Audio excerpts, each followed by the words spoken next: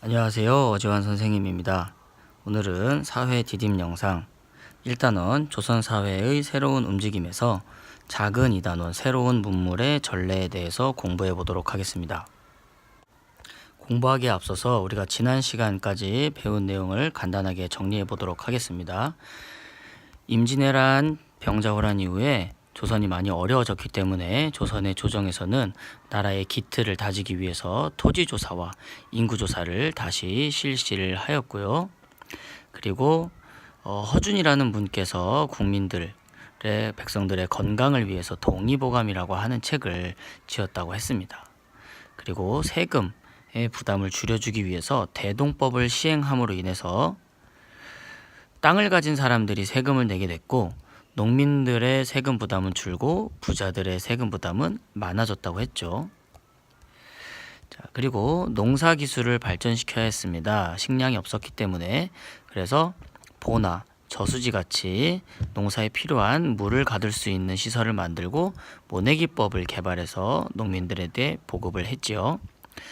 자, 이렇게 농사 기술이 발전하다 보니까 쌀 생산량이 많아졌고 쌀이 많다 보니까 이제 쌀 이외의 것들을 기르기 시작합니다. 인삼이나 담배, 채소 이런 것들을 길러서 시장에서 거래가 이루어지기도 하게 되면서 상업이 발달하게 되는 거죠. 자, 그래서 일반 백성들도 돈이 생겼으니 시장에 가서 물건을 사고 파는 그런 장시가. 자, 그러면 이제 새로운 내용을 살펴보겠습니다. 이 단어는 새로운 문물의 전례인데요. 새로운 문물이 어떻게 전례가 됐냐? 밑에 그림을 보시면 조선은 청나라와도 가깝고 일본과도 가깝죠. 그래서 청나라에는 연행사라고 하는 사신을 보냈고 일본에는 통신사라고 하는 사신을 보냈습니다.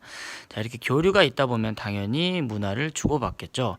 우리가 친구를 사귀다 보면 그 친구가 좋아하는 것, 취미 이런 거에 따라서 서로 취미가 바뀌거나 성향이 바뀌기도 하는 것처럼 이렇게 조선도 서로 문물을 주고받으면서 좋은 것을 받아들이려고 했을 것 같습니다. 그러면서 조선의 전통적인 학문인 유학에 반대한다고 할까요? 실학이라고 하는 게 등장하게 되는데요. 자, 이 실학은요, 실제 우리 백성들한테 중요한 것을 연구하자고 하는 학문입니다. 그래서 농업이나 상업, 공업, 그리고 우리의 역사와 문화 이런 것들을 연구하는 학자들이 주로 실학자들이 많이 있었다고 하는데요. 그들의 주장을 보면 지금 양반들이 땅을 갖고 있는데 농사를 짓는 농민에게 땅을 주어야 한다라고 주장을 했고요. 그 다음 농업만 발전시키지 말고 공업과 상업도 발전시켜야 된다고 했고요. 그리고 관리가 백성들에게 어떤 나쁜 짓을 하지 말고 정치를 바르게 해야 된다라고 이야기를 하고 있습니다.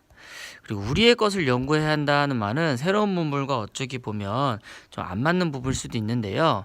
우리의 것을 우리의 땅이나 우리가 가진 장점을 먼저 연구해야지 새로운 더 발전 방향을 우리가 생각할 수 있기 때문에 우리 것을 연구하자고 한 실학자들이 있었던 것 같고요. 그리고 외국의 문물 기술을 받아들이는 청나라를 오랑캐라고 할 것이 아니라 그들에게서 배워야 한다라고 하는 실학자들이 많이 생겼다고 합니다. 자, 그런 실학자 중에서 대표적으로 우리가 아는 분이 정약용이라고 하는 분인데요. 이런 분입니다. 우리가 가까운 남양주라는 곳에 이분의 생가가 있는데요. 자, 이분은 정치적으로도 실학을 강조하셨지만 과학기술이나 건축에도 관심이 많으셨어요. 그래서 수원화성을 만들 때 백성들이 무거운 돌을 옮기는 게 마음이 아파서 거중기라는 것을 만들었다고 합니다. 그래서 거중기는 이렇게 생긴 건데요. 무거운 돌을 백성들이 조금이나마 좀 쉽게 들어 올릴 수 있게 도르래의 원리를 이용해서 만든 기계라고 생각하시면 되겠고요. 그래서 이분이 쓰신 책 중에는 경세유표, 목민심서 이런 책이 있는데요. 경세유표에는 토지 제도를 바꾸고 그 신분에 관계없이 인재를 고르게 활용해야 된다는 내용이 있고요. 그다음 목민심서에는 여기 있는 것처럼 수령이라고 하면 지금의 어떤 공무원이 되겠죠. 공무원이 백성을 위해 있는 것이지 백성이 공무원을 위해 있는 것이 아니다. 그러니까 공무원이 어떤 나쁜 짓을 해서는 안 된다라는 그런 내용이 담겨 있습니다. 자, 이것으로 사회 디딤 영상을 마치고요. 여러분들 주말 동안 즐거운 시간 보내시고 디딤 영상 정리 잘 해서 괄호넣기 문제 5개 내서 학교에서 만나서 친구들과 함께 풀어보도록 하겠습니다. 학교에서 만나요.